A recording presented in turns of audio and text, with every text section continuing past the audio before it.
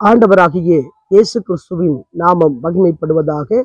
இந்த 1795வது காலை மன்னா செய்தியின் மூலமாக உங்களை சந்திப்பதில் மிக்க மகிழ்ச்சி அடைகிறேன். தேவனாகிய கர்த்தர் இந்த இரவு முழுதும் பாதுகாத்து அற்புதமாக 2வது மாதம் 26ஆம் தேதி புதன்கிழமை அன்று இந்த காலை மன்னா செய்தியை கேட்க கிருபை பாராட்டினதுக்காய் தேவனை ஸ்தோத்திரிக்கிறேன். உங்கள் ஒவ்வொருவரையும் தேவன் இந்த நாளில் அளவில்லாமல் ஆசீர்வதிப்பாராக. உங்க பிள்ளைகளை குறித்து, உங்க கணவரை குறித்து, உங்க மனைவியை குறித்து, உங்க சொந்த பந்தங்களை குறித்து அவர்கள் ஏதோ ஒரு காரியத்தை செய்ததுனால நீங்கள் கலங்காதீர்கள், பயப்படாதீர்கள், மனவேதனைப்படாதீர்கள். தேவன் உங்கள் பட்சத்துல இருக்கிறார். எல்லாவற்றுக்காகவும் எல்லா காரியங்களுக்காகவும் நீங்களும் நானும் ஜெபிக்க கடமைப்பட்டிருக்கிறோம். இந்த நாளிலும் நாம் யாருக்காக எதற்காக ஜெபிக்க வேண்டும் என்று சொன்னால், கடன் பிரச்சனையில இருக்கிற ஒவ்வொரு குடும்பத்தாருக்காக நாம் ஜெபிக்க வேண்டும். ஏதோ ஒரு சூழல் நிமித்தம் கடன் வாங்கியிருப்பாங்க, அதை திருப்ப கொடுக்க முடியாமல் சிரமப்பட்டு கொண்டு இருப்பாங்க, ஓடி ஒளிஞ்சுக்கிட்டு இருப்பாங்க, என்ன செய்வதும் திகைத்து கொண்டு இருப்பாங்க. அப்படிப்பட்ட மக்களுக்கு எப்படியாவது ஒரு விதத்துல தேவன் ஒரு அற்புதம் செய்யும்படியாய், அவங்க வேலையை தேவன் ஆசீர்வதிக்கும்படியாக, திருப்பி கடனை கொடுக்கும்படியாக நாம் ஜெபிப்போம். தேவன் கடன் பிரச்சனையில் உள்ள மக்களை எப்படியாவது விடுவிப்பாராக, ஆண்டவர் ஆசீர்வதிப்பாராக. இந்த காலை மன்னா ஆதாரத்துக்காக எடுத்துக்கொண்ட வேத வசனம் ஏசாயா எழுதின தீர்க்க தரிசனத்தின் புஸ்தகம் 40ஆம் அதிகாரம் 9வது வசனம். சீயோன் என்னும் சுவிசேஷகியே, நீ உயர்ந்த பர்வதத்தில் ஏறு. எருசலேம் என்னும் சுவிசேஷகியே, நீ உரத்த சத்தமிட்டு கூப்பிடு. பயப்படாமல் சத்தமிட்டு யூதா பட்டணங்களை நோக்கி, இதோ உங்கள் தேவன் என்று கூறு.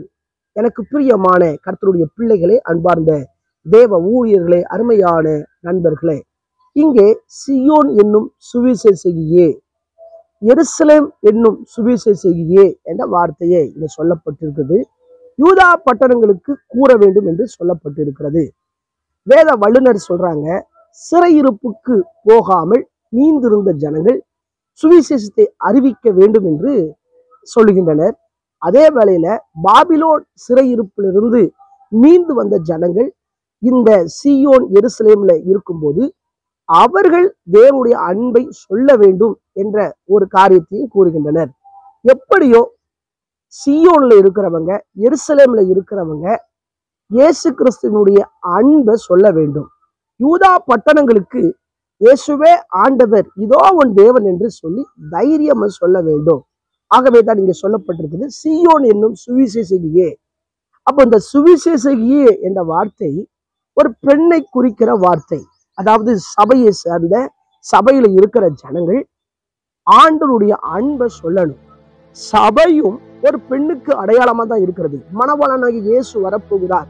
அப்போ சபையில் இருக்கிற அத்தனை விசுவாசிகளும் ஒரு நாளைக்கு குறைந்தபட்சம் ஒரு ஆளுக்காவது இயேசு கிறிஸ்துவினுடைய அன்பை சொல்லணும். அவர் தான் தேவன் என்று சொல்லணும்.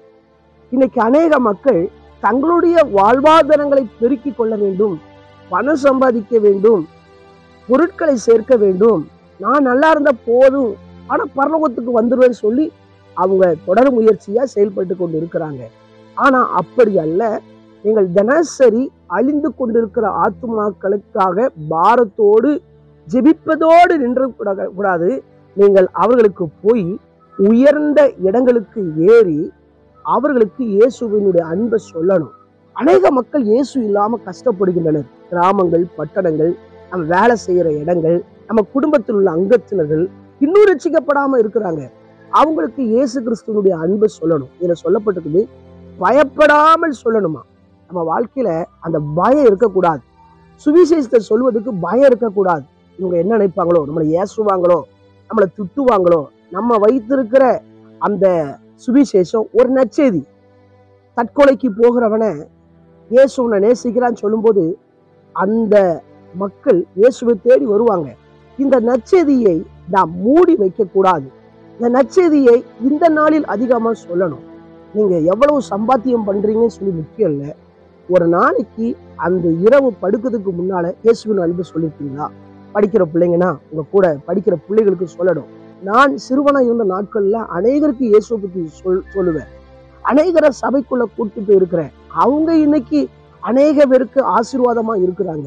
எங்க வாழ்க்கையிலும் சீயோனை சேர்ந்தவர்கள், எருசலேமை சார்ந்தவர்கள், யூதா பட்டணத்துல இருக்கிறவங்களுக்கு இயேசு கிறிஸ்துவுடைய அன்பை சொல்லணும். அவர் தான் தேவன் என்று சொல்லும் போது தேவன் உங்களை ஆசீர்வதிக்கிறார். நீங்களும் நானும் யார் தெரியுமா? ஒரு சுவிசேஷ பணியை செய்கிறவர்கள். ஆகவேதான் சுவிசேஷ வேலையை செய் என்று வேதம் சொல்கிறது. இந்த வேலையை செய்யும் போது நம்முடைய வாழ்க்கையில் இருக்கிற எல்லா சிறையிருப்புகள், எல்லா போராட்டங்கள் மாறும். நம்ம வீட்டு பக்கத்தில் இருக்கிறவங்க, நம்மளை சார்ந்த யூதா பட்டணத்தை போல இருக்கிற மக்கள் எல்லாம் இயேசு கிறிஸ்துவினுடைய வருகைக்கு ஆயத்தப்படுவார்கள்.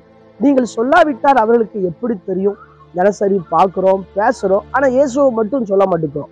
ஒரு தேவ மனிதன் இப்படி சொன்னார், 10 நிமிடங்களுக்கு மேல ஒரு நபர்கிட்ட நம்ம பேசுவோம் அப்படின்னா 11வது நிமிடம் இயேசு கிறிஸ்துவை பத்தி சொல்லியே ஆக வேண்டும். அப்படி சொல்லாத பட்சத்துல அந்த குற்றம் நம்ம மேலதான் சுமரும் என்று சொல்லி, இன்றைக்கு நம்முடைய வாழ்க்கையில இயேசு கிறிஸ்துடைய அன்பை சொல்லுவோம். நீங்களும் நானும் ஒரு சுவிசேஷகனாய், சுவிசேஷகியா கர்த்தர் மாற்ற விரும்புகிறார். நான் வீட்டுல தானே வேலை செய்யறேன், ஸ்கூலுக்கு பிள்ளைகளை கொண்டு விடுறேன், வாரேன், இப்படியே அடுப்படியில இருக்கிறேனே அப்படின்னு சொல்லி இங்க யோசிக்கலாம். நீங்க அடுப்படியில இருந்தாலும் ஆண்டவருடைய பார்வையில பொன் சிறகுகளா இருக்கிறீங்க. நீங்க எத்தனை நபர்களை பாக்குறீங்க? உங்க கூட எத்தனை, சில நேரங்களில் சில பெண்கள் உங்க வீட்டுக்கு வாராங்க, சில மக்கள் வாராங்க. அவங்களுக்குலாம் இயேசு கிறிஸ்துடைய அன்பை சொல்லுங்க.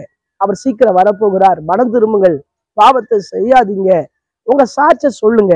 நிச்சயம் தேவன் அவர்களை தொடுவார். கண்களை மூடி ஜெபிப்போமா? எங்களை நேசிக்கிற நல்ல தகப்பனை, கேட்ட வார்த்தையின்படி நாங்கள் ஒவ்வொருவரும் ஆண்டவருடைய அன்பை சொல்ல கர்த்தர் உதவி செய்வீராக. ஆண்டவரை பாரத்தோடு நாங்கள் செயல்பட, சுவிசேஷ அறிவிக்க, அழிந்து கொண்டிருக்கிற ஆத்துமாக்களை எங்க கண் முன்னால நிறுத்த கர்த்தர் உதவி செய்வீராக. எப்படியாவது எங்களோடு சேர்ந்து அநேக ஜனங்கள் இந்த பரலோக ராஜ்யத்துக்கு வர வேண்டும் ஆண்டவரே. மக்கள் பாவத்தோடு வாழ்றாங்க, பாவத்தை தண்ணீர் போல பருகுறாங்க.